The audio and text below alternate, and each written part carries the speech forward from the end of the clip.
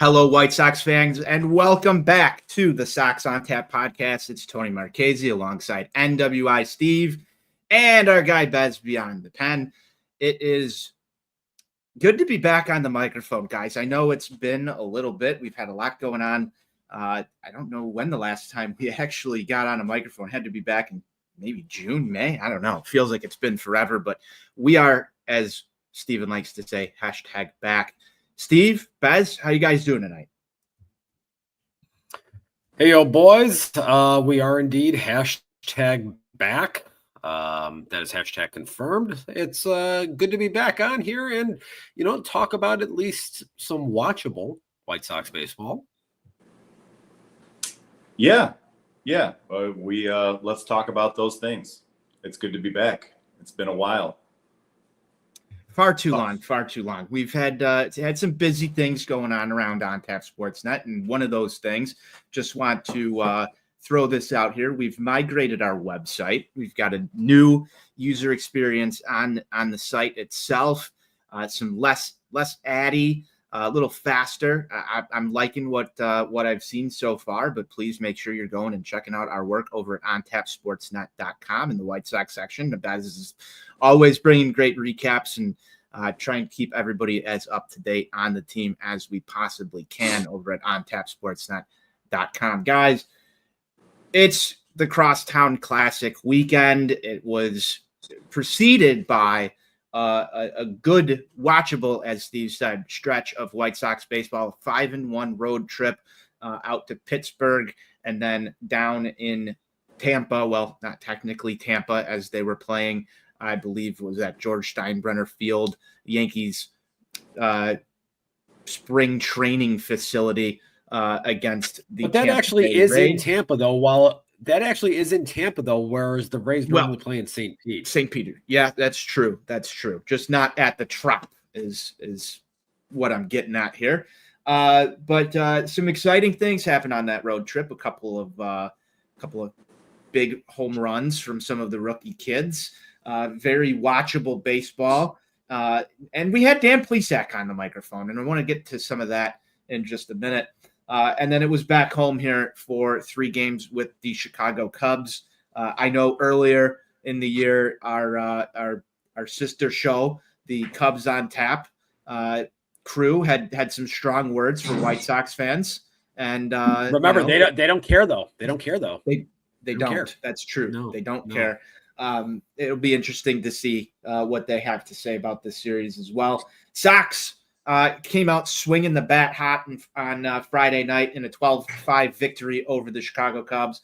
And then the rest of the series was pretty much a crosstown letdown, losing 6-1 on Saturday. And then today's ball game, a 5-4 loss.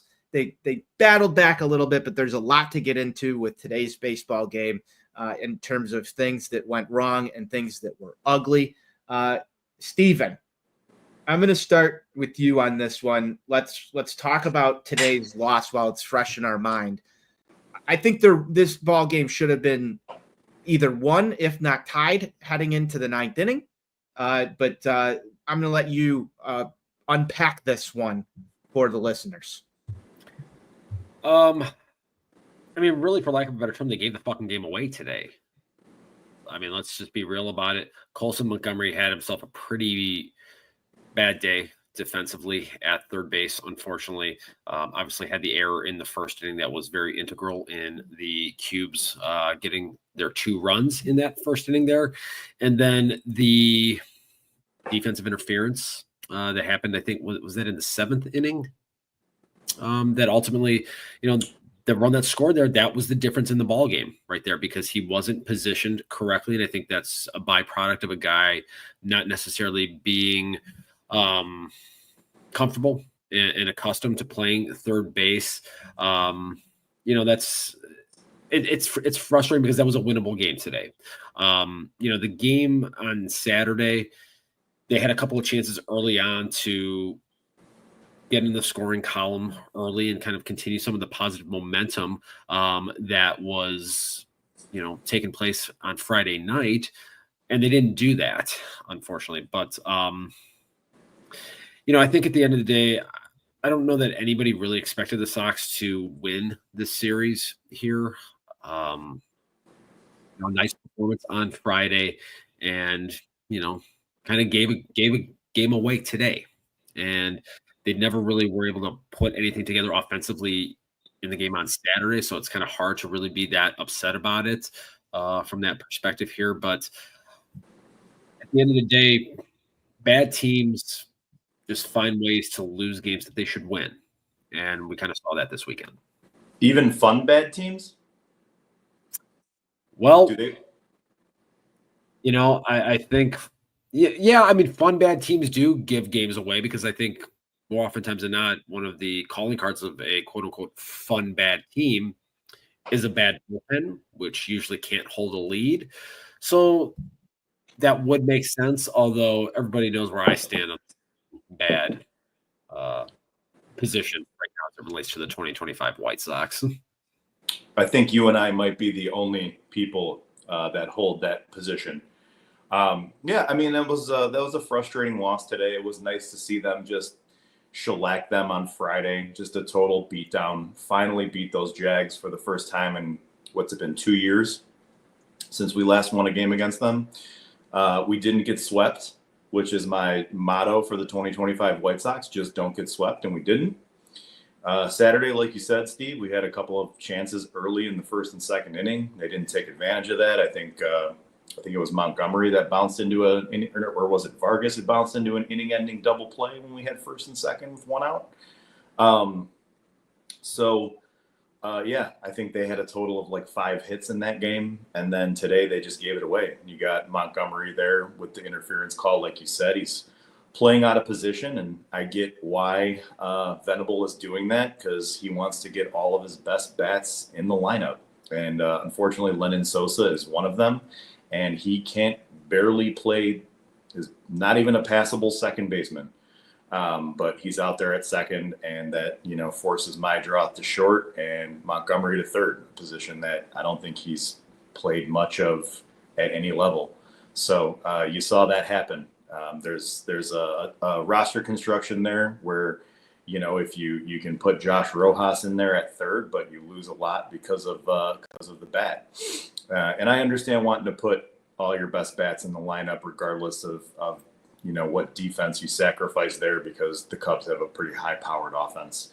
And this wasn't a very good pitcher out there today. This was a guy who they could have gotten to, but didn't. So lack of execution, and it cost you the series. But I'm not too mad about it because we finally beat him. We did. There was a bit of a streak there with the Chicago Cubs beating the Chicago White Sox pretty handedly. And Friday's ball game was, I'm not going to label the team fun bad here. I don't want to piss you guys off, but Friday's baseball game was fun. It was a fun watch. And anytime you're beaten, it doesn't matter who it is. It's fun to score 12 runs in a baseball game. And Anthony, I enjoy when the White Sox deploy the multi-home run strategy. I would agree with that. That's well said, Stephen. It's been a long time since people have been able to find joy in watching White Sox baseball, any kind of joy. I think that there's a large segment of the fan base that was really surprised at the way this team played coming out of the break. Setting a franchise record in terms of runs scored in your first, 6 games out of the break, that's pretty good. It doesn't signify that the team has 100% turned a corner in terms of, jumping in and starting to compete, but at least it's a sign of life. And I think that's what I took the most, solace in, is that there does seem to be offensive pieces here, particularly with some of the rookies that, they're going to go through some struggles. They're going to go through, their periods where they just don't have it. They're going to go through all of these different things. We saw this with the last rebuilding team, where there were periods where it was just bad. We've got our guy, Ron Luce, in the house. He's got a message for both of you. They're #funbad. And, I don't have much more to say on this, but I want to ask you guys a couple of questions on it. You know, we did a whole episode trying to define whether or not this team was fun bad. How has that changed for you after the road trip? No. No. Steve, Bez, you know, I want to hear what your guys' thoughts are on this right now. Where you the guys record stand. Because still matters. The record of the team still matters, and that's what a certain someone named Justin, an idiot, said on Twitter when I told him there's still 30 games below 500. He said it doesn't matter, and to me, it does matter. Okay, like you have to still be winning some games to be fun bad. Okay. This is a team that's going to win like 58 games. They'll be lucky to win 60. We'll see what happens at who's left after the deadline. But if a 58-win team, let's say, is fun bad, then what's a 70-win team? Is that good? Because like the standards are at rock bottom here. If this is fun bad, so fun horrible, I'll give you that. So are you buying a from the 108 fun bad shirt when we get to 70 wins? I love those guys, and I hope they sell 1 million shirts, but no. What if they get 70 wins next year? Are you going to feel bad that you didn't purchase one early? No. Okay. Not at all. Steven? Where are you at on fun bad? To me, it's still not fun bad. I know it was a nice 6 games coming out of the break, but you know, I can't define this thing as fun bad. I need to see a larger sample size than this. You know, Anthony, as we talked about, I leave open the possibility that, you know, over the course of these last, 50 some games or however much we've got left, they could trend towards the idea of fun bad. Like it could be like a 6-week period where, but again, like looking at it in totality, no. And again, for me, I need to see more of a sample for this, 6 games. That's not enough for me. Because we saw them today, over the course of yesterday and today, kind of reverting back to some of these tendencies that I've been harping on of just not having quality at bats, not being competitive in the batter's box. And, when you score 1 run on Saturday and all 4 of your runs are a byproduct of one guy, to me, that's just not fun bad. I need to see more offensive consistency before I think we're even worthy of having that discussion. Fair enough. I find it interesting that, this has become as hot of a topic as it's become. However, if you want to label it fun bad, by all means, go ahead. Exactly. I'm kind of in the same boat. It's incremental progress, I think, is the best way to describe it. The term I've used all week.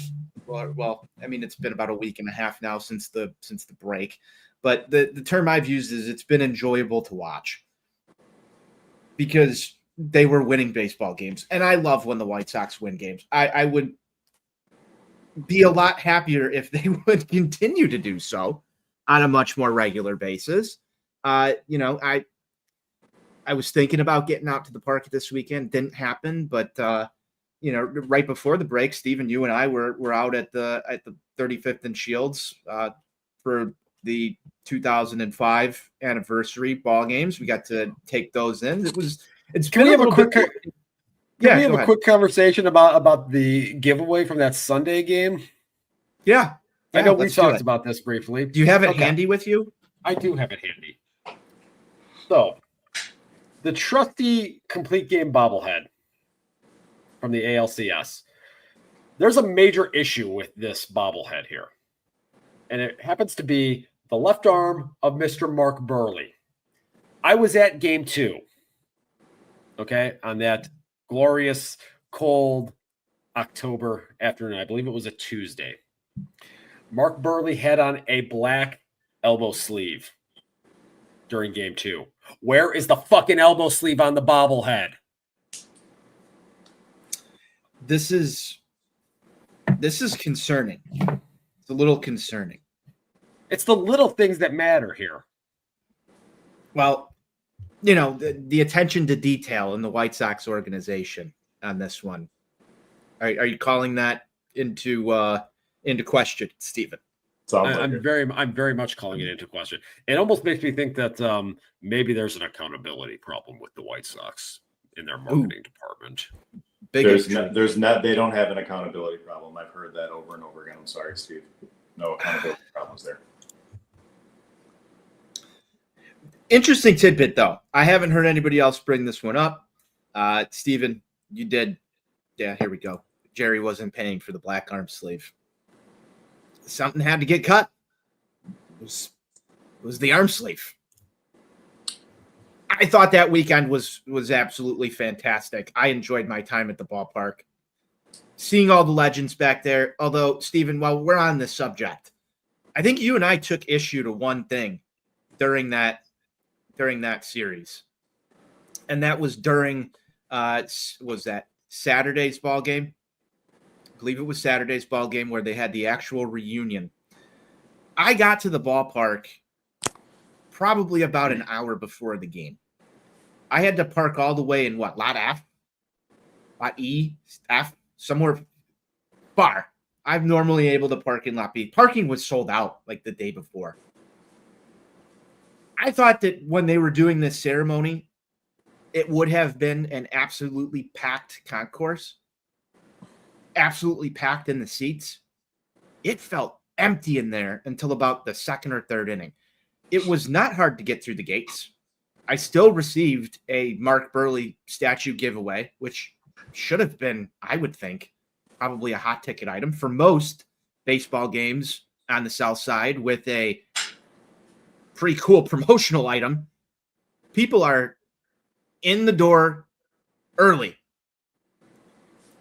It was pretty sad to get in there and listen to these guys speaking, not only about a teammate who had just passed away days prior in Bobby Jenks, but also to celebrate and commemorate probably one of the happiest days of Sox fans' lives, if you were alive at the time.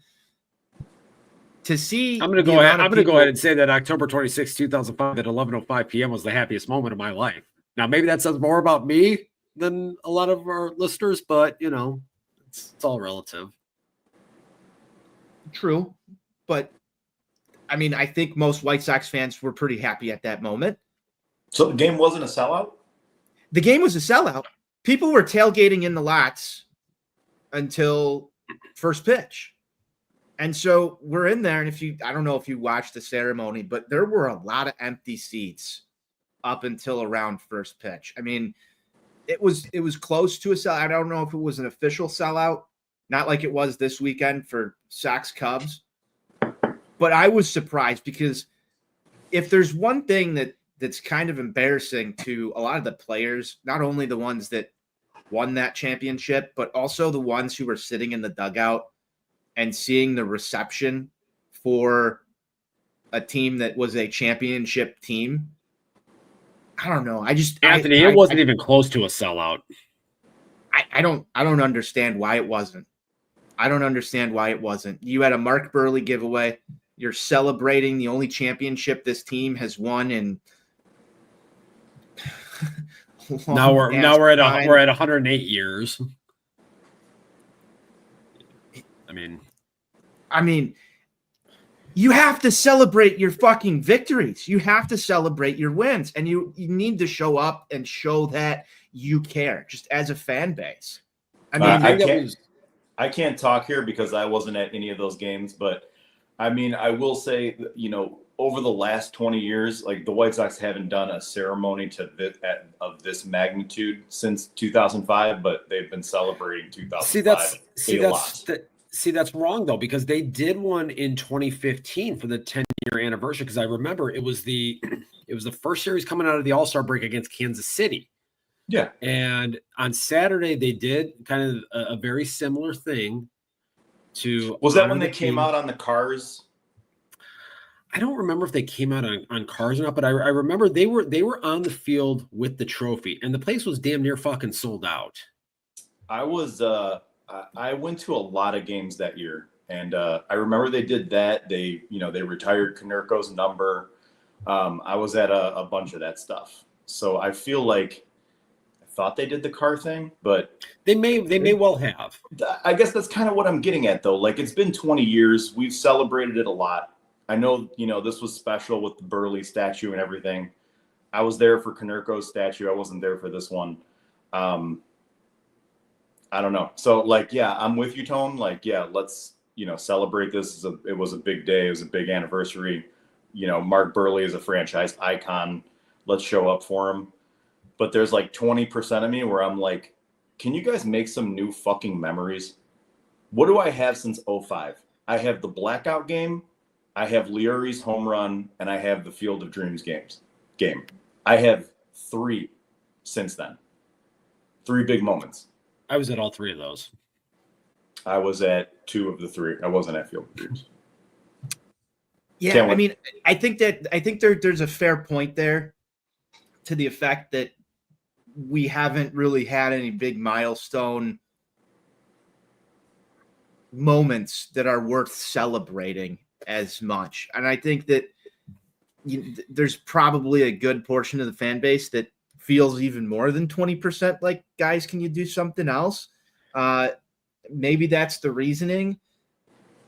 I sort of felt like, and everybody's going to be different. I sort of felt like it was sort of a civic duty to show up there, just to commemorate that, especially on the heels of, you get the news that Bobby Jenks passes away just days prior to it. And, nothing's promised in this life. And it was, I don't know, it just felt like maybe Sox fans didn't care. And if you're Justin Ishbia and you're looking at this and you're like, wow, how can we not pack a ballpark with a Mark Burley statue giveaway? We got some massive problems here. 121 losses will do that. It's a combination of the 121 losses and the disdain for Jerry Reinsdorf is at a level that it has simply never been before. I don't think that can be discounted at this point. We kind of circulated the video that was going around of somebody thanking him for selling the fucking team immediately following, the Burley statue ceremony. I'm surprised he went down there for that. I am too. Yeah. I mean, as everybody knows, I'm surprised he, dug himself out of his fucking cave, a piece of shit. But I just think the mood is so bad right now. And they all are part of 5 different decades I've been following this team. It's never been this bad. And well, I think that's, leading right back to what we were just talking about. You rattle off 5 and 1. Look how excited people get. All of a sudden there's fun bad t-shirts. Everybody's jumping back on the bandwagon. We're all just waiting for there to be something to be happy about. I'm not knocking the idea of those shirts or anything like that, but like it shows that people actually care and like want this to progress. If you give people a fucking reason to care. Right. Yeah. Win some baseball. Winning cures everything here. Win baseball games. But, you had a rebuild that crashed and burned mainly because of the owner not spending the money to supplement the core. And now we're in another rebuild, a long one, because the owner won't spend the money to get the team back on track. We're literally sitting through a season that is just a big major league tryout. That's all this year is. And probably next year too. It's just who wants to be a major league baseball player and go out there and play, and we'll see what we got and we'll build from there. All because of the owner. And like Steve said, the vibes are at an all-time low, and this is the worst stretch in franchise history. We're going to lose. This team never lost 100 games in back-to-back seasons until 2023 and 2024, and we're probably going to lose 100 games for the 3rd straight season. This is literally the worst stretch in franchise history by far. Don't tell David Haw. What the hell did he say? David Haw said that it was on the Chicago Lead on the off day Thursday. that he wouldn't be shocked to see the team. I forget what the record was at the time, Steve. What was it, like 26 and 33? They would have had to go like 26 and 33. 26 and 33 to avoid 100. To avoid 100. Yeah, that's not happening. Yeah, they dug too deep of a hole. They gave away too many games in the first half to be able to overcome that, unfortunately. And I will say they were 5-23 in April, and things looked really bleak, and they have improved since then, like where they're winning 10 games a month, which makes it feel much better than last year, even though it's only like a couple games of a difference month to month. So, when you look at that winning percentage since April, it's like a 60 something. It's less than 100 loss pace. So, I mean, there is improvement there, which is nice, but no, they're not. They're going to trade some good players probably. And, it's going to get a little ugly. And you got some pitchers that are, shooting past career highs and innings, and one on the IL. It's I don't know. We'll see how the rest of this goes, and I don't think it's going to be good. I mean, that's a fair point. I can't help but think that this 5-1 road trip and then what they did on Friday over the Cubs, it shows that they're capable of winning and providing some offense. I don't think it's consistent enough, and that's something that Steve talked about when he said he needs to see consistent offense in order to claim them as fun bad earlier on in the show. But when you start getting media talking heads making these types of bold predictions and people who are around the team, I believe there was a post from Dan Plesac, and I think the Dan Plesac files need to be studied very carefully as well, because what he did in the booth and the engagement that he had with White Sox fans over that road trip was nothing short of incredible. And I think that a lot of what people were feeling was sort of facilitated not only by the product on the field, but the actual production, because I would take John Schriffen and Dan Plesac over Jason Benetti and Steve Stone. That's my take of the night. But guys from Northwest Indiana do have a tendency to bring out the best in people. All right, and that'll wrap up our show for the night. Thanks everybody for tuning in on Sox on Tap. It was great to get back on these airwaves. Please like and subscribe. Closing the show down. I think that it was facilitating a level of fun that we haven't had in a little bit.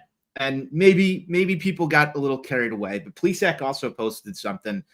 And he spent not only that week-long road trip with the team, but he's had a couple other stints earlier on in the year. And, he posted something about, this isn't last year's White Sox. These young kids are not responsible for what happened last season, and that there's a reason to believe that, there is somewhat of a corner being turned here. Not in the sense of like they're ready to compete or anything, but more or less that this isn't your 2024 Chicago White Sox. And now, whether or not he's saying that from, being asked to by the organization, or he's saying it on his own accord, I'm pretty sure he's saying it on his own accord. All those things are true. Could be coming from somewhere. You never know. But I have to look at that as a White Sox fan and sit there and rationalize in my head, like, he's not a permanent employee of CHSN. He does stuff with the national media. Obviously, he's rooting for the White Sox. He's gotten this opportunity to broadcast some games. But if someone of that level who is on, MLB Network is telling White Sox fans like, hey, you should tune in and appreciate these guys, I think it carries a little more credence than you're getting it from maybe Steve Stone. At least to me. I don't know how you guys feel on that. I think it comes from a different level there. I also think too with Plesac, it's a new different voice. Stone has been in the TV booth since I think it's 2009, I want to say, because I mean, I know he did the 2008 in the radio booth, and then 09 he came in and took over for DJ there. So it's been a long time, and I think to an extent his surly, pompous behavior on the internet with fans has kind of worn thin a little bit. I don't know if he's still on the interwebs, doing his whole self-righteous act that he's been doing for a long. And it's been a lot less. I know you're not online. Yeah. Stone has been a lot quieter in terms of just riling posting up the fan base and posting. You could certainly tell that there's a little bit of a slowdown with Steve Stone, even in terms of the workload. Yeah, and so I think just having a fresh voice kind of come in there is good to an extent. I go back and I think to when Terry Francona left the Ginger Sox after the 2010 season. He had been there, for 10 years. And he said, sometimes you just need a new voice. And, I think Plesac kind of coming in there and, bringing a different level of energy than what they have with Stone, I think that plays an impact on it as well. How do you feel on this, BZ? Did you've enjoyed the sack attack, at least from what we've chatted about? I do enjoy the sack, and the thing is Steve kind of alluded to it. There is Stoney's been in the booth for a long time, and he has this kind of professional, analytical approach to his job and what he does and how he calls a game. I've enjoyed it over the years because he's just good at breaking things down, very pitching heavy. But Dan is kind of the polar opposite from a personality standpoint. And it's just such a great change of pace from Steve, who to me has just made the broadcast it's gotten kind of stale with him. He's just brought a nice change of pace, a little more energy, and he still knows pitching. He still knows the game. He still chimes in to talk about, the way that, the pitcher is attacking hitters and why he's doing what he's doing. So he still interjects that stuff, the analytical stuff, around like the fun and goofiness. He's like your fun, goofy uncle. And, I like the personality. It jives with Schriffen a lot better. Yo, what's up, bro? And, I don't know if he'll ever be a permanent mainstay. I feel like they were grooming Beckham to be that guy that replaces Stoney. And maybe Plesac will come in from time to time on road trips. I don't know how that's going to shake out. Bacon. Why everyone's so obsessed with still talking about bacon? So yeah, I mean, I've enjoyed it. I still have some, I like a little dead air in a baseball broadcast. There's not much of that with John and Dan going back and forth the whole time. So they're definitely not perfect. I'm not going to sit here and say like it's the best broadcast all of a sudden now, but I've enjoyed it. I enjoyed him from day one when he did, I think the Orioles series, I think was the first one earlier this year. I like him. I think he fits better with Schriffen than Stone does, for sure. And I'm not calling John Schriffen perfect by any stretch of the imagination. I think he catches a lot of heat compared to and I look at this from the other team that I frequently watch in the Chicago Blackhawks. I think that John Schriffen has done a better job in the White Sox booth than Chris Vosters did in the Blackhawks booth in terms of calling a game. I don't always enjoy every call, and I don't think he's got Jason Benetti's voice or Hawks personality, that's for sure. But I think Schriffen tries to mean well. I think it's an odd pairing to have him with Steve Stone. And I think that was proven when you brought someone with a little more energy that can kind of match what John Schriffen brings to a broadcast with Plesac versus Stone. And I also think that, Gordon Beckham, you brought up being groomed for that role. I wouldn't mind seeing it split between Gordon Beckham and Dan Plesac. If you renew John Schriffen and keep him in the booth, I think both of those guys are better options just from the personality fit standpoint. And, I've probably defended Steve Stone more on these airwaves than anybody else. I remember when Buzz was on here getting very heated about Steven Stone a couple of years ago. But, it was very evident the amount of energy that you felt in your living room on that road trip versus what we got in these 3 games against the Cubs.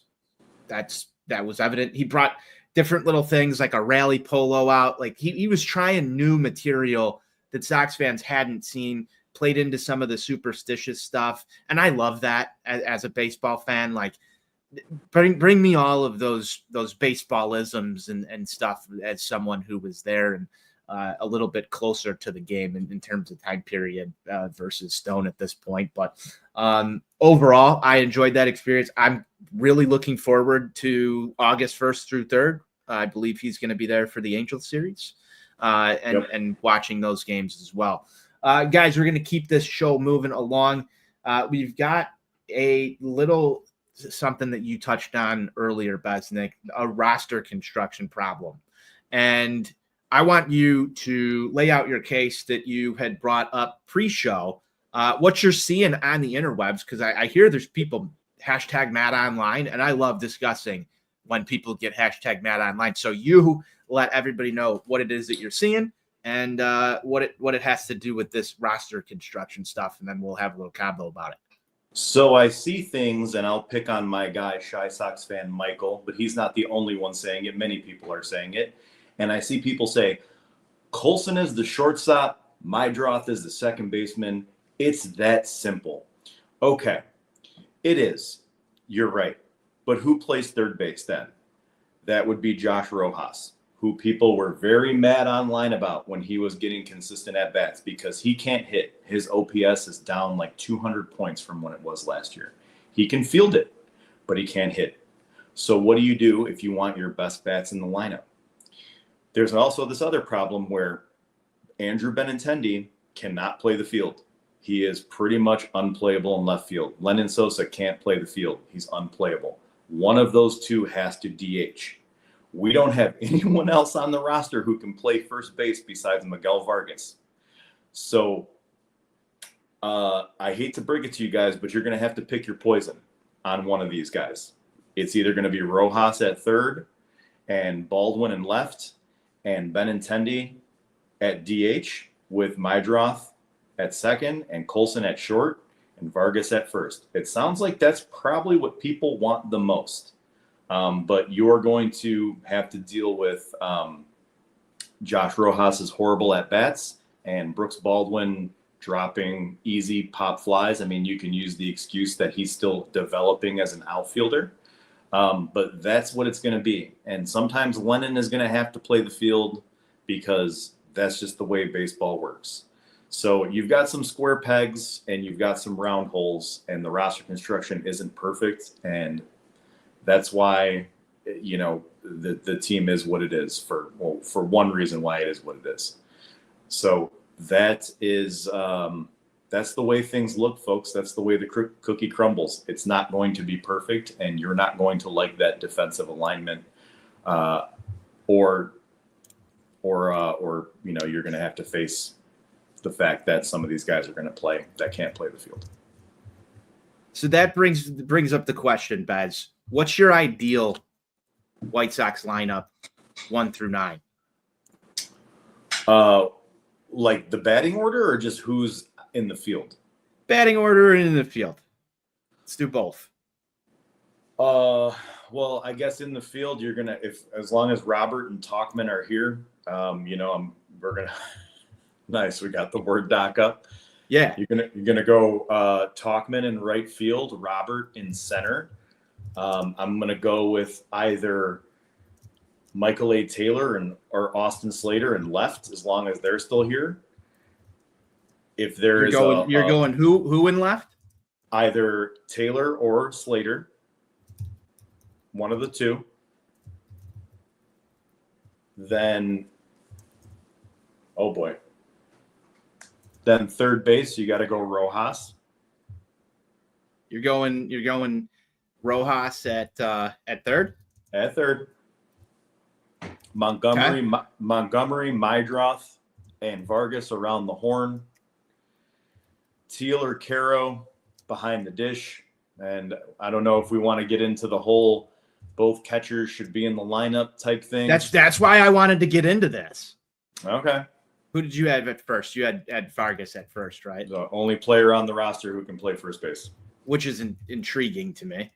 Mm-hmm.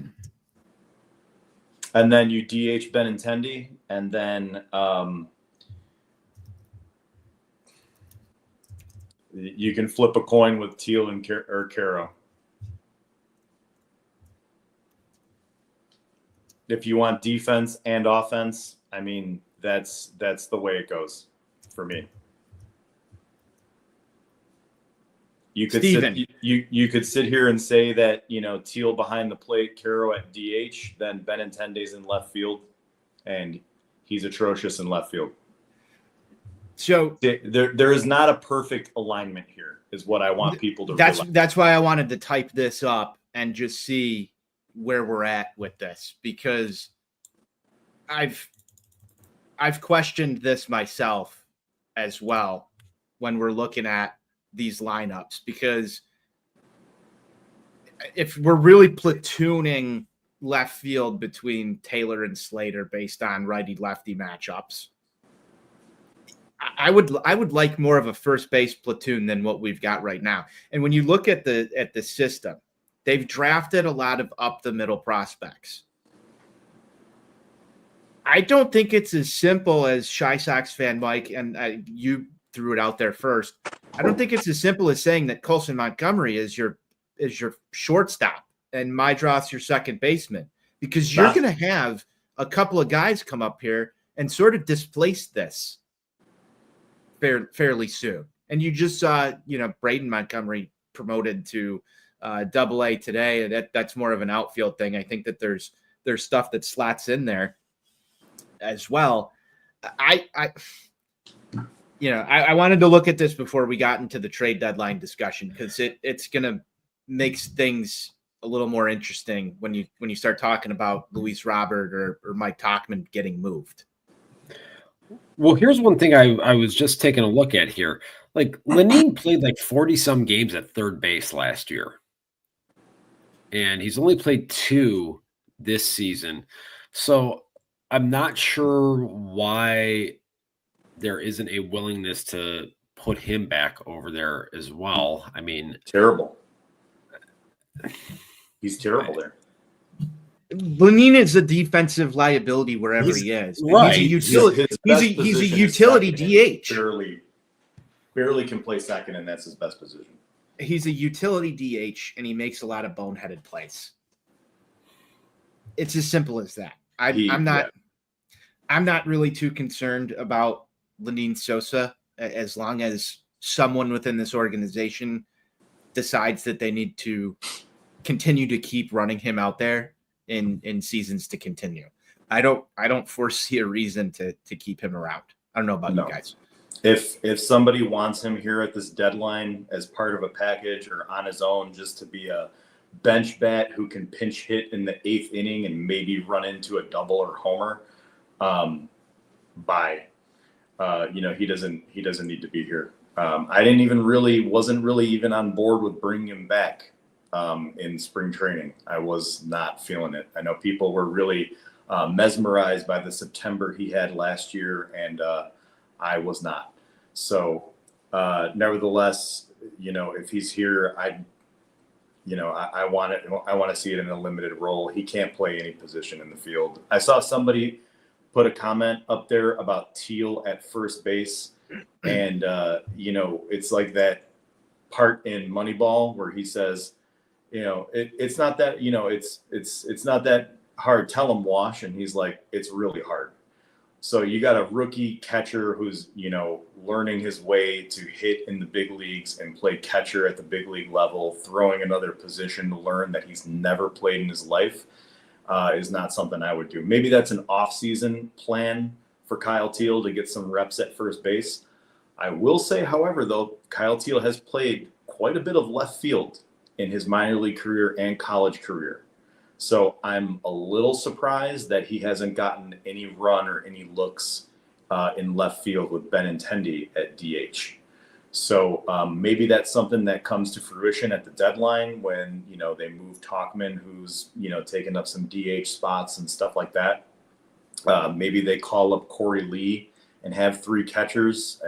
I know there's a lot of concern about whether, you pinch hit for the DH and lose it. And, we saw Tyler Alexander have to take an at-bat earlier this year.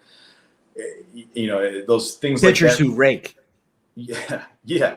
And something like having to pinch hit and lose the DH is rare.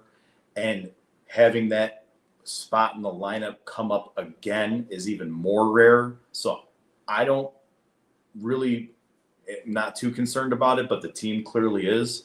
But I'd like to see Teal get some time in left field, hopefully here soon. And yeah, look at it that way. But first base, that's off the table for now. Steven, lineup construction thoughts. Where are you at?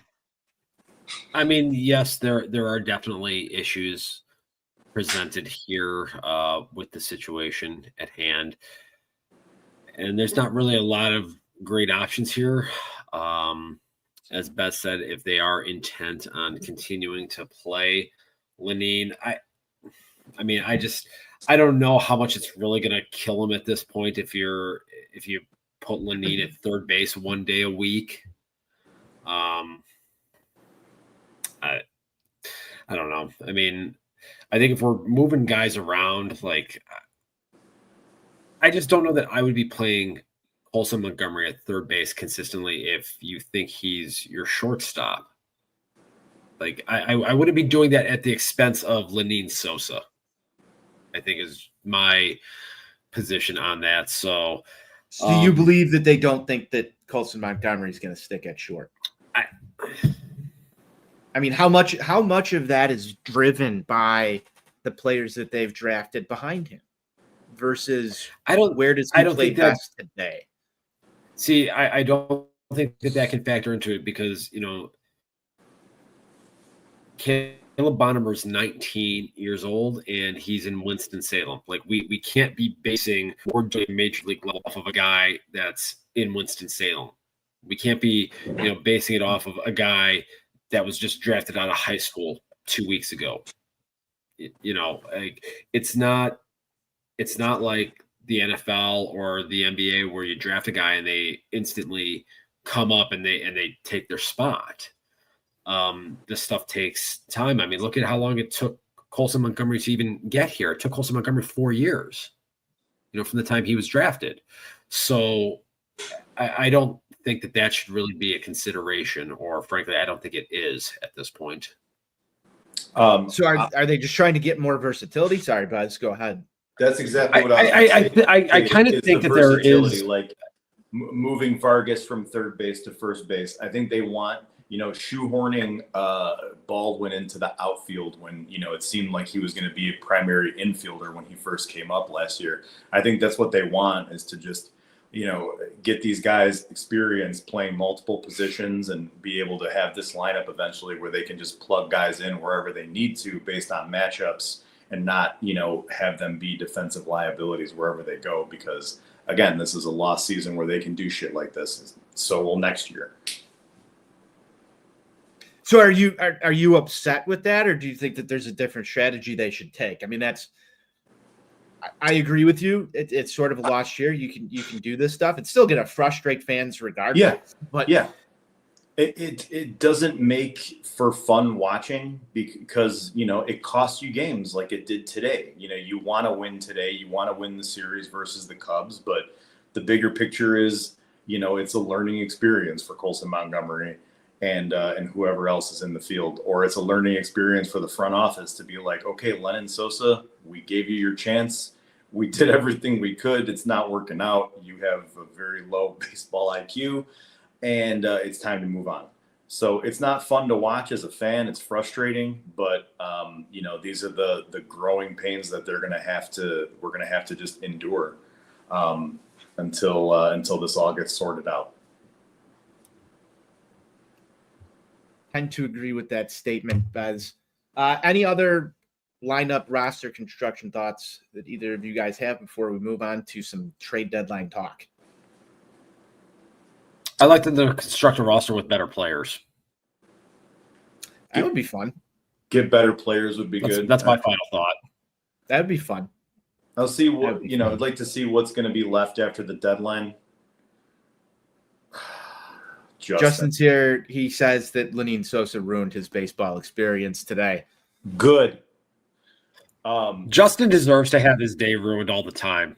Every day. Just not, I don't know why these guys hate Sox. Justin. He's a big set the tone guy. Big set the tone guy. We'll see who plays center field and right field if Robert and Talkman get moved. I'd like to see what they do there. I think they're going to throw Baldwin in center field. And, obviously one of the other, Taylor or Slater will be in right as long as they're still here. All right. That's perfect segue into trade deadline talk here, Baz. We've got a couple of different headlines and emerging potential, movable players coming into this trade deadline. The first one I want to touch on real quick is Grant Taylor. I saw a couple of different reports out there that teams are lining up for Grant Taylor's services. It's not surprising. Bullpen arm. He's got nasty stuff. He does tend to get into trouble like he did today as an opener for Sean Burke. And it seems like the White Sox sort of quickly dismissed that. I did see an article from our guy Beefloaf over at the 108 talking about the possibility of trading Grant Taylor. Not sure if either of you guys read that one. But what are your thoughts on Grant Taylor right now as a potential trade piece? Steven. I'm normally a trade the reliever guy and grow another one, but I think it would kind of depend on, does the organization ultimately think that he's going to have to be a reliever long term versus, do they still think that there's an outside chance that he could be a starter? If they believe there's even a slight possibility of him being a starter, I think you hold on to him and try to go about that development process with it. I know my guy Brian Bannister talked about the idea of some guys with their mechanics and with their deliveries, they're not going to be cut out to be starters, but they can have a solid 10-year career as a viable high leverage reliever. But I think if you really don't think that he has any chance to start, and if a team really wants to overpay, then yeah, you make the move. But I struggle to think that a team is going to give up a king's ransom for a guy like that that's hasn't even pitched 20 innings at the major league level. So. Hey, I think there was a guy that pitched around 20 innings at the major league level that made an all-star team this year. So, well, yeah, he's also part of a team's. I'm just saying that in today's day and age of instant gratification, you never know, somebody might be willing to pay. No. We'll see. I agree with Steven on all of that.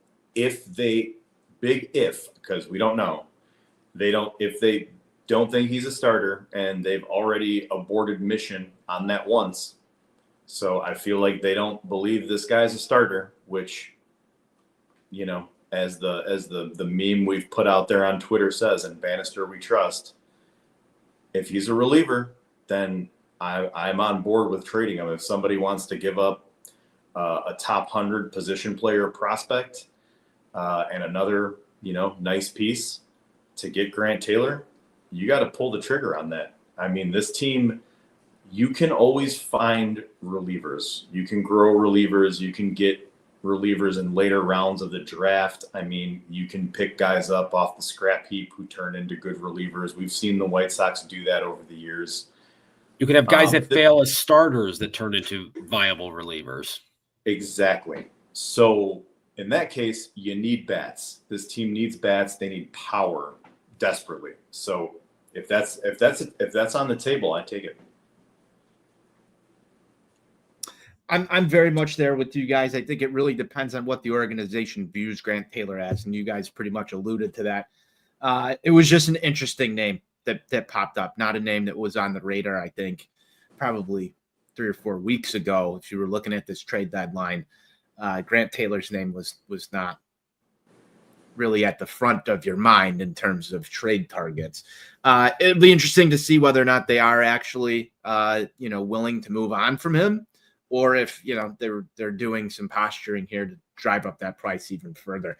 The big one, Luis Robert Jr., his name has been, synonymous with trade rumors for feels like a whole year now, really, if not longer. Dealing with an injury, came out of the break really hot, which is good. However, his season so far this year has been pretty much abysmal outside of being a stolen base threat. Led the league for a little while when he can get on base, and he struggled to get on base, and can't get on base. You can't steal bases either. The power's been not as good as one would hope. What are you guys thinking with Luis Robert Jr. at this point? Still has technically 2 years of team control at $20 million. Both of those are club options, so he could potentially be more than a rental. You have to look at the market. I personally, sitting here right now, I think there's some teams that would pay Luis Robert Jr. the $20 million club option for next season, depending on, that one of those teams could be the Chicago White Sox. There's other teams that might be interested in this as a rental piece. And I think that sort of complicates the entire trade narrative here, because these options, if you're a team that's looking to compete, but not necessarily looking to pony up $20 million next season for Luis Robert Jr., you're probably not willing to pay as much. So I think it's a very interesting market. I'm curious to hear what you guys have to think about Luis Robert Jr. There's also the nagging injury factor. He was in the lineup today at DH, but does that slow down his market at all? A lot to take into consideration with Luis Robert Jr. Baz, I'm going to go to you first, and then we'll follow it up with Steve. All right. I don't think the White Sox should exercise this option. You already missed the chance to sell him off at his highest value, which was probably over after 2023. I mean, hindsight is 2020 on that. I'm not sure there was really an appetite from anybody to trade him at that point.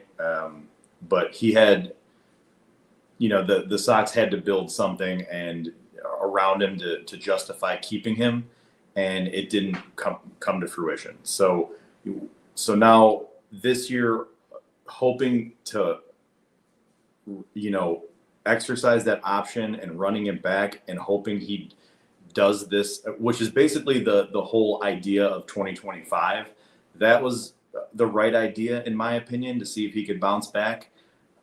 Actually, let me take that back. I wanted to trade him in the offseason because I didn't want to take this risk that he would stay healthy. But they did, and he did stay healthy, and he didn't really bounce back. I don't think he's been as useless as everybody has made him out to be. He has a 10% walk rate. He's still mashing lefties. The defense is still there. The speed is still there. He just can't hit righties to save his life right now. I don't know what the issue is, but there is some value there. And I really don't think I don't think that 2023 was an outlier. It was to some extent, but I don't think he'll ever be that premium trade asset ever again. So if the point of keeping him is to hope he bounces back again another year and roll the dice that he stays healthy, I don't think you do it. I think you got to take the best deal on the table here and you move on. And honestly, it's probably best for Luis too. And I'm not throwing him a big pity party because he makes millions of dollars. But like over the last 3 years, he's been a part of this and lost, probably approaching close to 300 games. I can't imagine he wants to be here anymore. I'm sure he would benefit from a change of scenery. And honestly, he would go somewhere else and probably go off. And I wouldn't care. I wouldn't care because it's just time to move on. I just don't see it happening. I don't see a team ultimately making an offer to the level that Chris Getz is going to want. I still think that they're probably placing too high of a value on him because of what we saw during the 2023 season. To me, and especially given the underperformance and then the constant nagging injury issues that simply, don't seem like they're ever going to go away, I just find it hard to believe that he's going to get moved before 3:00 on Thursday. So to me, I expect him to be in the lineup Friday night when they are taking on the Los Angeles Angels of Anaheim of Orange County of California of the Pacific time zone. So then what do you think? They're just decline the option in the offseason or pick it up? If it were me, I would try to find a different way to deploy the $20 million. I know that there are problems out there as far as in the center field free agent market. And this team doesn't really have any viable replacements in the system here anytime soon. I'm not talking about Braden Montgomery, like a guy that just got promoted to Birmingham today. And I'm not even going down that path. But, if they try to do some things and maybe try to make a couple of moves to try to reshape this roster, maybe something that you target would be a center fielder, over the course of this winter here. I just think that there's probably different ways that they would like to deploy that $20 million. So you don't think an option's pick it up? Or you don't think that they will pick up the option? I don't think they will. Maybe what they try to do is try to do a restructured deal, maybe in some way, if Luis really wants to be here. But I mean, again, I think at that point, if you decline the option, the likelihood of him coming back on a lesser deal, he might be the first guy in the history of the world to ever do that sort of thing. But although, well, now that he's got Scott Boras, I was going to say, I think that takes that out of the equation here because, he famously, I guess, was saying early on in the season, he didn't understand why there was even talk of trading him. So it seems like he might not have a full grasp on the business aspect of things here now, but I'm sure that's where Mr. Boras will help educate him. So there was reports that he had to have a meeting with Getz and everybody to sort of straighten that out and understand the business aspects. And there was sort of a quote that came along with that where he wanted to be with, the White Sox, who gave him an opportunity for his entire career. And, in this day and age, I'm all of this would be fine if Luis Robert Jr. was producing as the perennial all-star. I think that we all wanted him to be, and I'm sure that he wants to produce at that level as well. Obviously, nagging injuries, the factor of what Besnik brought up, all of these losses that have piled up while he's been on the team. What is he on his third or technically like fourth different manager? You counted some interims in there, it might be 5. Ricky, TLR, Miguel Cairo, Pedro, Sizemore, Venable. So we're on 6 managers since Luis Robert Jr. has gotten the call to the big leagues. That's a lot of changeover in an organization. Now, maybe Luis Robert doesn't care. Maybe he wants to be on the White Sox because he's an extremely loyal person. Hiring Scott Boras as your agent doesn't really tell me that that's 100% the truth. We all know the White Sox relationship with Boris. I found this interesting. Fantrax fantasy baseball dynasty rankings back in May when Luis Robert Jr. was scuffling, still ranked number 51 in overall keepers for points leagues, I believe it was.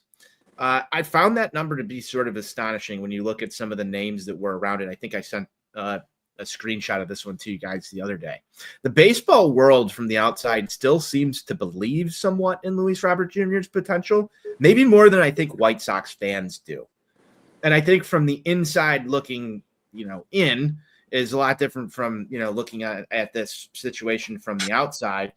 And I think, from a standpoint of, the White Sox front office and Chris Gatz, I think it's right for them to have high expectations in a return just based on some of the potential that's there, but they have to be just as frustrated with the results that we've seen from Luis Robert Jr. Because it'd be really easy if he performed the way that he did during that road trip the whole season and stayed off the IL. We've already had one IL stint. We just had this short little blip with the abductor or groin, whatever it was. Back in the lineup today, obviously wasn't healthy enough to steal a base in the 9th inning, but I'm sort of on the same wavelength as Steve here when it comes to this deadline. I don't think that there's going to be someone that pays up, because the history here is, here's a guy with a ton of potential. He's got elite defense in the outfield. He's got, elite speed. There's still some power potential. I'm sure there's a ton of guys that want to get their hands on him and fix him. What's intriguing to me as well is that, when this offense started to click out of the break, Luis Robert was right there too. How much of that is Ryan Fuller? I'm really curious to see that. And could that benefit Luis Robert down the road? I think that's a fair question. But I don't think that you can find a trade partner that's going to give you the value that Chris Gatz is going to want for a guy that still, even when scuffling, is still getting, ranked as high as he is on some of these lists. And I'm sure that there's, far more powerful scouting reports and data that these front offices have than we have in fantasy baseball rankings. But I'm just using that as an example to say, I think the whole baseball world still expects that this guy's got, some really good seasons left in him. And then you look at this option that comes up here. I personally don't want to give him $20 million. However, the White Sox payroll is barren. And if you don't have someone that has the possibility to hit 30 home runs in your lineup next season, and you're not going to go out and make a signing that, look at the market. If you want to go get someone that's going to hit 30, 35 bombs for you next year, do you roll the dice on 20 million, or are you going to convince Jerry Reinsdorf to open up the pocketbook if you're Chris Gatz for someone that potentially could cost more than that? I mean, I'm sure that there's guys that are out there that might have a fluke season, but it really depends on what you're looking at next year. You know what the risks are with this guy. You know that he could wind up being on the IL for half the season, if not more. So I guess it really just comes down to, are you comfortable either moving on and then having regret? I know, Besnik, you said that you wouldn't regret seeing him rake somewhere else. Kind of look at the Andrew Vaughn situation right now. It's out of our hands. He's gone. I get a text every day now about what Andrew Vaughn does, and it's better stuff than what he did in a White Sox uniform. Luis Robert Jr. could be another guy. I'm used to this at this point. It doesn't really pain me as much, but I think it'll be a fascinating situation to see what happens if he does not move, what they do with that option, because like we've mentioned, there's really no one in the system that's going to come in here, and we're begging for power. So can you take another chance? And I know that a lot of Sox fans probably don't have an appetite for it and won't be too happy to see him back at 35th and Shields next season, if that's the case. Our guy Ron's back. He says that Andrew Vaughn gets to torture me now. Yay. Can we send Luis Robert Jr. over to the Brewers and have him get fixed too?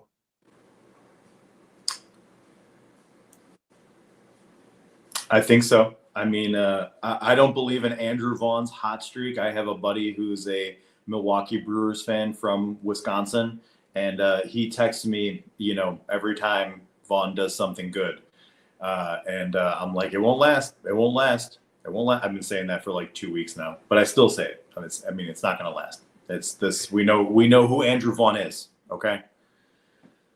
Ron also had a comment in here. The last Sox regime couldn't develop guys at the MLB level. Source, Ron. If it comes down to not trading him, and then say you don't pick up his option, use that money somewhere else, well then you should trade him and just take what you can get. I know they've thrown like Mark Vientos out there. I'm not thrilled with that return, but these names just float around. Do you want to throw another? Do you want to throw another infielder into the mix here, BZ? At least he plays third base. That would probably force them to play Colson Montgomery at shortstop and Chase Vydroth at second base. And that's exactly what I was going to say. I would rather have Brett Beatty playing third base. Tomato.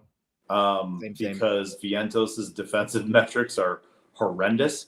But again, in the offseason, they were throwing around Wilyer Abreu's name for Garrett Crochet, and that didn't happen. And the White Sox asked for Roman Anthony, and that didn't happen. So, I don't get too caught up in the names that they're throwing out there. They've also linked the Padres. They've linked the Phillies. There's other teams in the mix too. So, I don't know. Everything you guys said is valid. I want them to trade him, take what you can get. That's the best on the table, because if you don't, you're declining that option. I don't see the picking up $20 million for what. Fair enough. I think that's enough on Luis Robert Jr. here. We've got a couple other names we want to get to. We'll move over to the to this one. We've got a comment in here from Darren. Cub fan here. I come in peace. Cubs first baseman Jonathan Long from Mike Tauchman in a third round draft pick. What say you guys? Unfortunately, you can't trade draft picks. I know some people think that you can. I'm a Sox fan, and you can trade the supplemental rounds. Yeah, okay. You can trade those if maybe Darren's talking about that. But yeah. I don't even think the Cubs will qualify for a supplemental round pick because they're classified as a major market team. Unless they can get one in a trade, though, right? Maybe they got one in a trade. I definitely think that there's a chance. And Ron, you still out there? Yeah, Ron's got a PhD in salary cap geography, at least in the NHL. We'll see how well his baseball works here, but. There was a weird thing that happened today, and I don't want to call it weird. It was an interview that took place during the game about Mike Tauchman's kid and sort of the charity organization that he's running. I will say it's weird that it was placed when it was, and I think that there was some reasoning behind it. His child's at Lurie Children's, dealing with some health issues and stuff, and they're raising a charity event for White Sox fans to donate to help other parents in need get the medical help they can for their kid. And it comes with a White Sox game day experience. I'm not sure what the game day experience is, but I really feel that was, not only from a White Sox PR standpoint, but as you're approaching the trade deadline, I want to point out that these guys are humans as well, and they deal with a lot of different things. And, when you look at this, from a standpoint as a White Sox fan, and you might say, hey, I want to go get prospects and things for Mike Tauchman. Maybe there is a chance that he came to the organization already and said, I'm trying to get through this event in my life. I don't want to be traded. I'd like to stay in Chicago. I think that from a Cubs standpoint, I think that puts, the White Sox lose a lot of leverage in that situation. And I'm not saying that this is the truth. This is just my reading on the situation here. If Mike Tauchman's going anywhere, I think he probably goes to the Cubs, given the fact that his child's being treated in Chicago and probably doesn't want to move. And he's, doing this and offering up a White Sox game day experience package as part of this charity organization. I think it's going to be difficult to move on from Mike Tauchman in that regard. I'm not sure how you guys feel in this situation, but it seems to sort of come at a really interesting time as the trade deadline approaches for him to be running something like that, knowing probably that his name has been tossed around with this type of season that he's had, because he would be very valuable, I think, to many contenders. Steve, Bez, any thoughts there? I think that's a really good point. And I feel like there was an instance at some point in the last 10 years where the Sox had a player that had a sick child kind of in a similar situation, and they didn't trade him because of it. The name is just completely escaping me right now, but I feel like this has happened once before with them in the not too distant past. So, and we know that they like to fancy themselves as, this family friendly organization, and, Jerry Reiser giving people jobs until they fucking die and all of this. So it wouldn't shock me if we had a circumstance where, either they didn't trade Tauchman because of those circumstances, or if they did, they worked it out to where it was just him going, 8 miles north. Yeah. Ronald dropped in here. You think that that's something that happened with Kimbrel and the reason he went from the Sox to the Cubs? Makes sense. I mean, that's I didn't realize that was the situation he was in, and I wish the guy the best, and that plays out well. But as far as trading Mike Tauchman, there's a case to be made there that you don't trade him anyways, because he's under arbitration next year. So he's under pretty team-friendly control from a cost standpoint. He's been a viable, right fielder. He doesn't run very well, but, he doesn't hurt you defensively in any way. He's been solid at the plate. He gets on base, some sneaky power. So he's not a bad guy to keep around as a veteran for a developing team.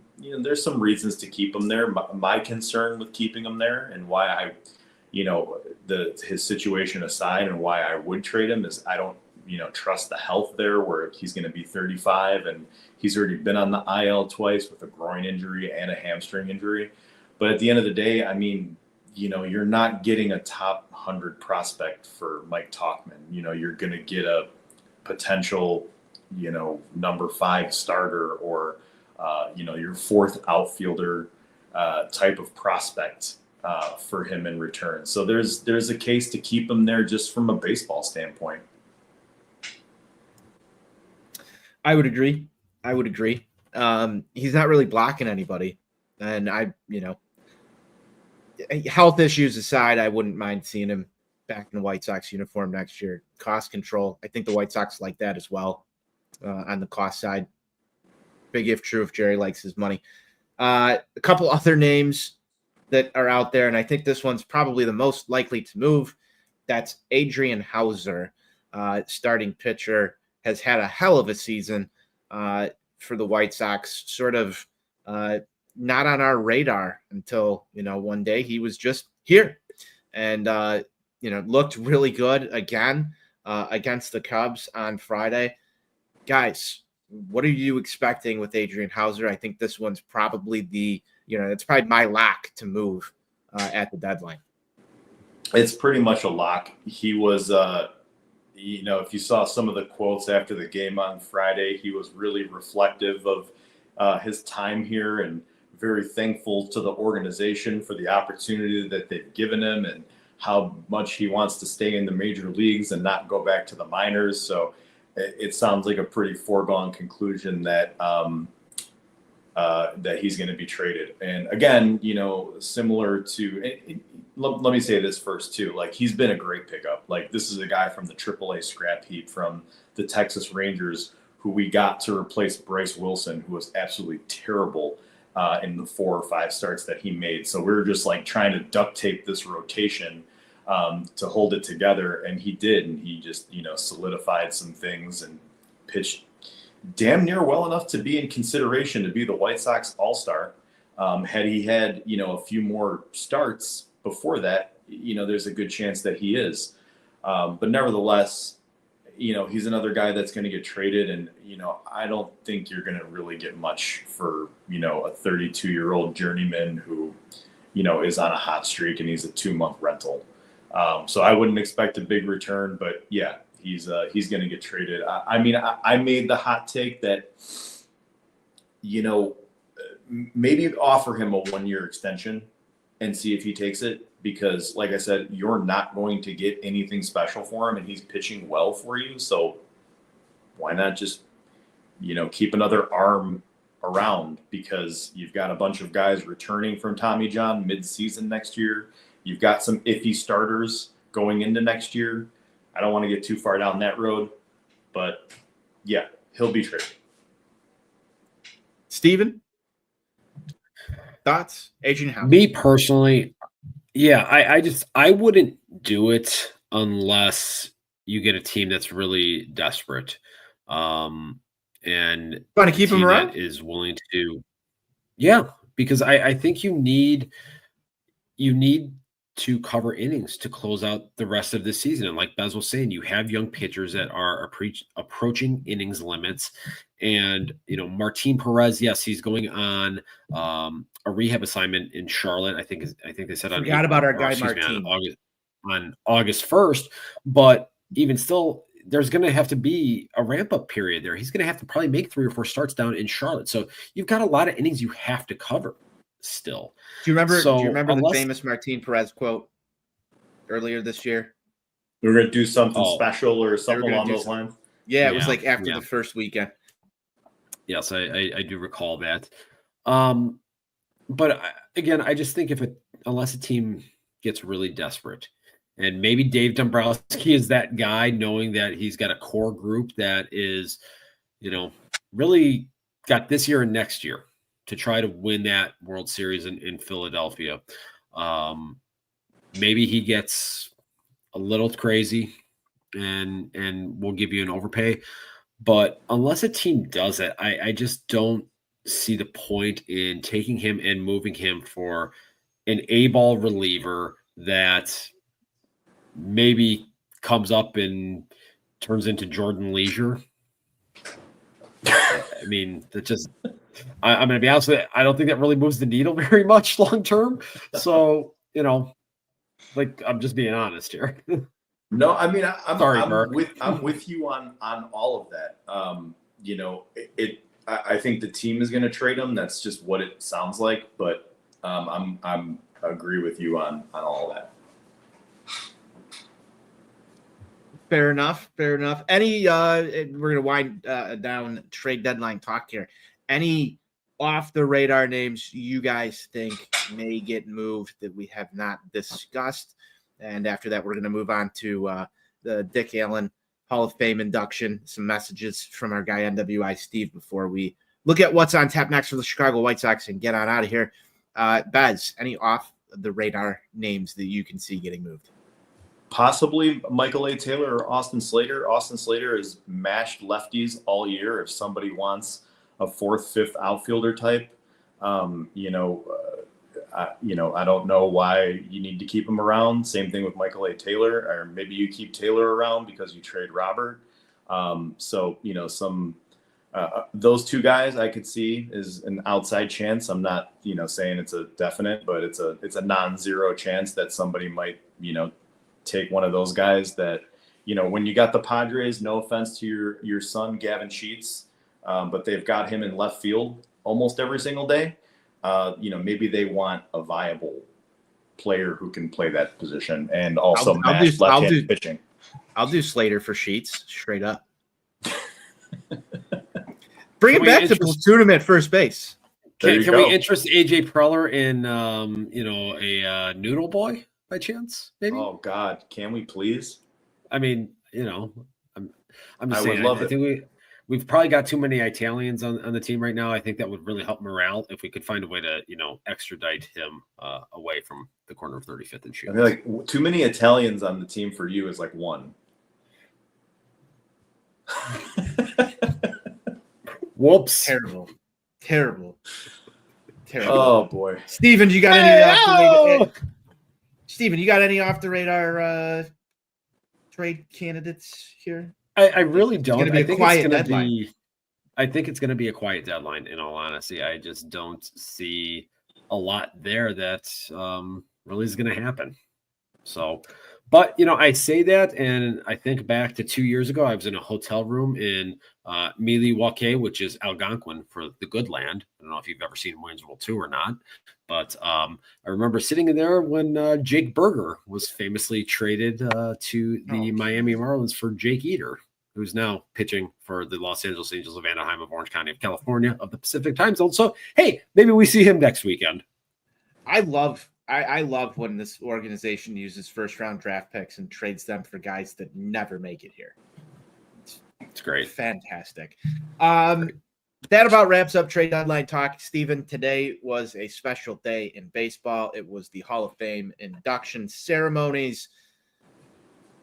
Former White Sox player, I know he's going in, I believe as a Philly, has been inducted, and that is Dick Allen. Steven, you had the opportunity over the offseason to conduct a couple of interviews with the author of Chili Dog MVP, and you are the resident specialist on the career of one Dick Allen here at Sox on Tap. So I'm going to give you the floor to say some words about a very, very worthy Hall of Fame inductee in Dick Allen.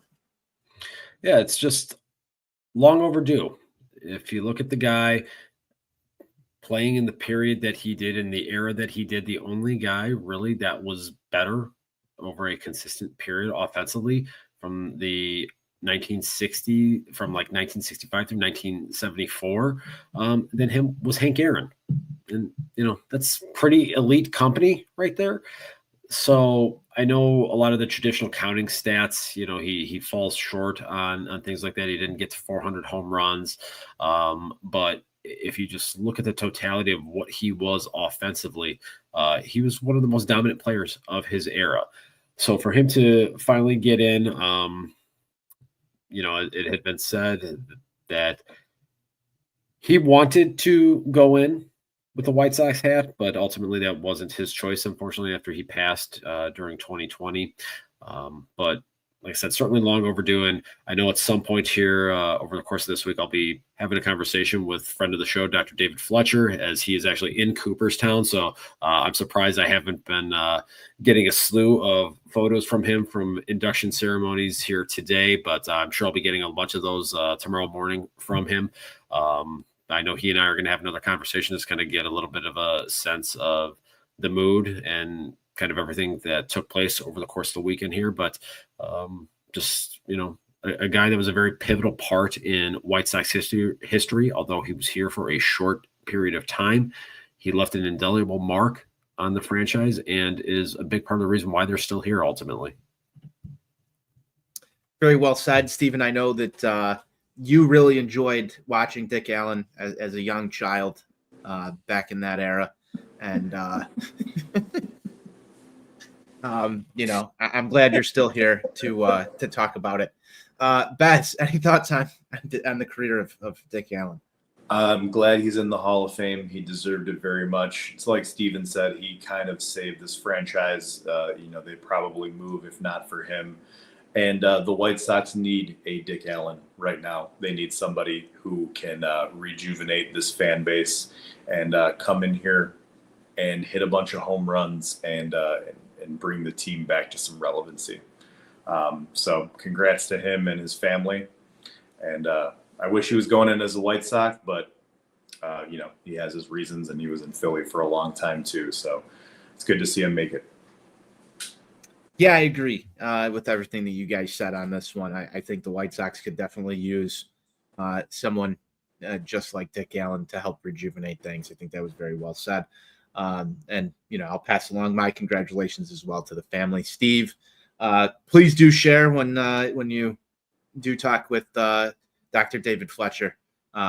Very curious to see how everything went down there. And I'm sure on our next show, you can provide some more updates to that.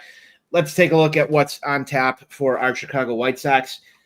The Philadelphia Phillies are on their way to 35th and Shields. It's going to be an interesting 3-game set here. The schedule does not get any easier for the Chicago White Sox, and the fun that we had just a week ago could be in the rearview mirror with this upcoming series. Bez, do you have pitching matchups handy here? I do.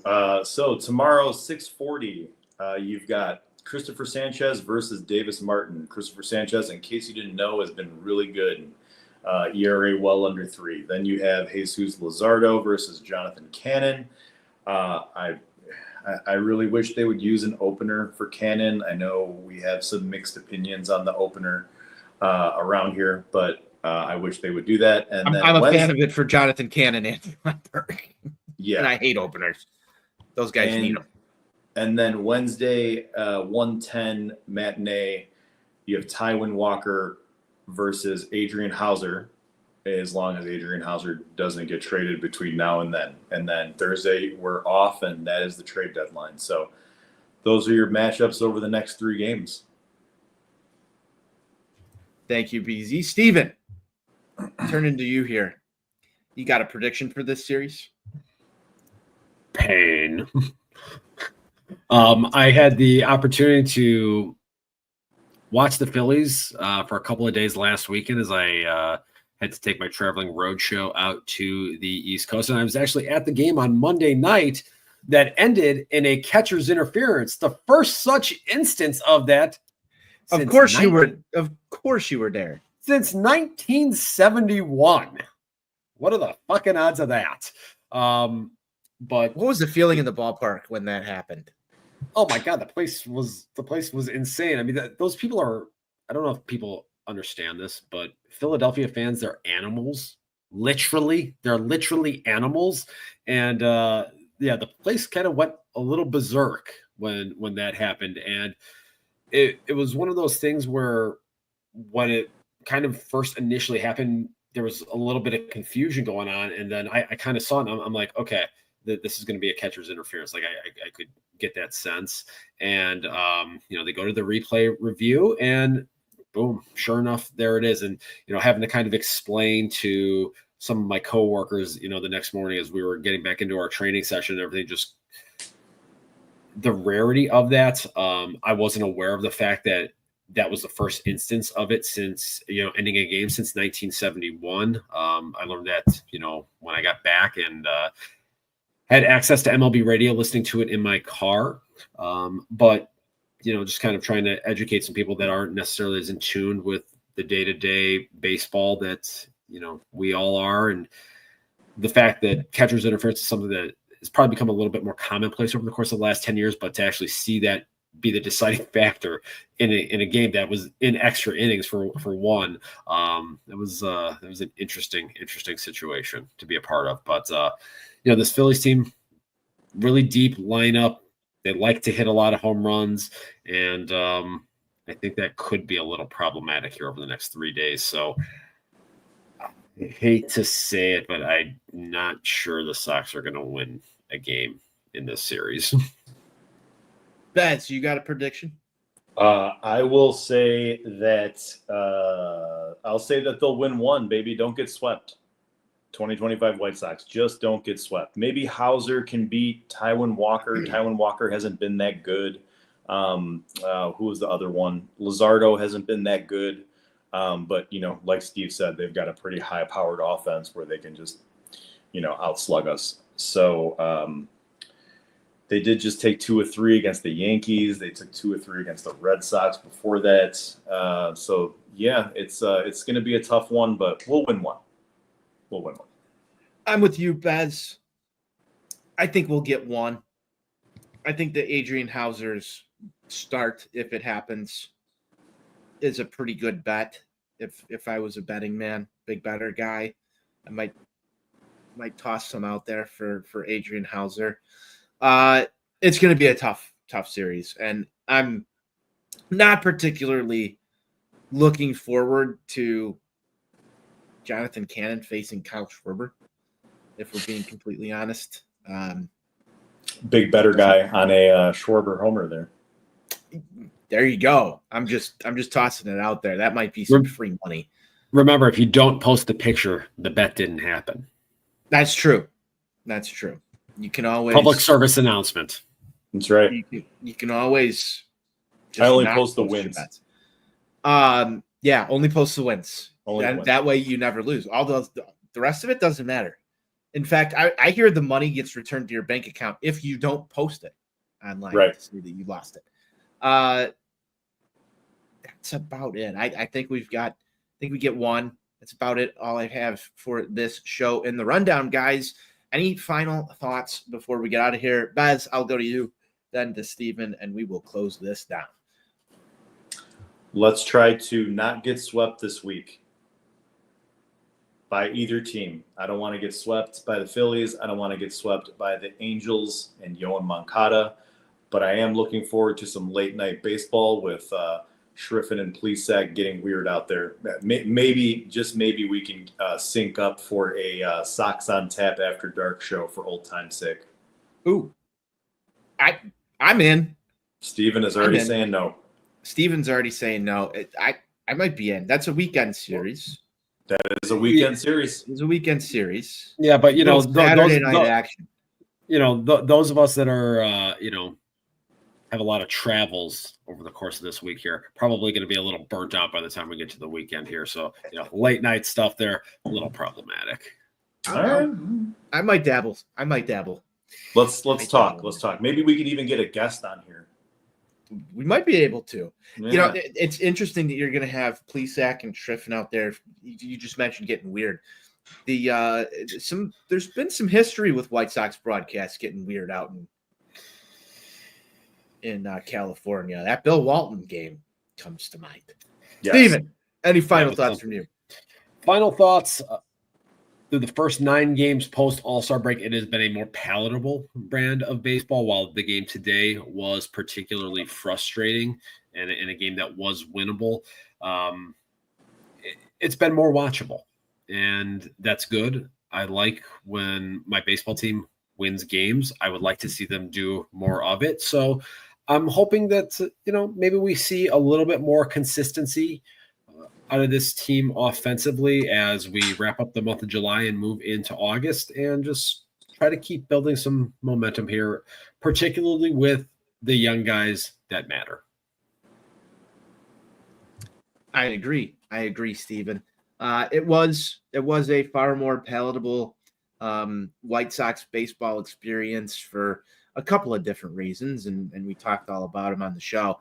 I hope that like many people do, continues to trend in the right direction, and that White Sox baseball can once again become fun, not fun bad, but actually fun on a consistent basis. We got a long way to go to get there. That doesn't mean that I'm not going to stop watching, because like one of our co-hosts on this show, his former X handle used to say, I'm also kind of Sox insane. Guys, great show. It was great to be back on the mic with you guys. I know we haven't done this, nearly enough this season, but we're going to try and get this back to as regular as we possibly can. It's been busy over here for all of us, but I always enjoy talking White Sox baseball. And thank you to everybody who tuned in on the live stream, jumped in the comments, and to everybody who listens to this show in podcast format once it is released. Guys, this was a nice almost 2-hour show. We're going to close it down at the hour 40 mark. Thanks for hanging in there with us. Until next time, White Sox forever. White Sox forever. White Sox for life.